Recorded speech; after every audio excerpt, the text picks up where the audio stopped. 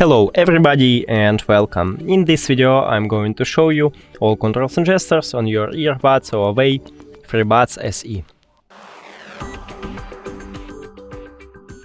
So basically these earbuds haven't a lot of gesture, it's only double tap. So the touch area is located right here. Now I put it to my ear and I will show it to you how it works. So I customize a gesture to add play next or previous track. And if you have something another on gesture, you will have something another. So now if I press 2 times on my right earbud, I will play next track. 1, 2. Here we go. And if you press 2 times on your left earbud, you will play previous track.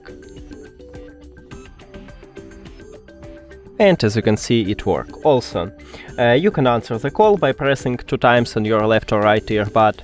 So now someone called to me. I press 2 times and I answer the call. To finish it, press 2 times more. 1, 2.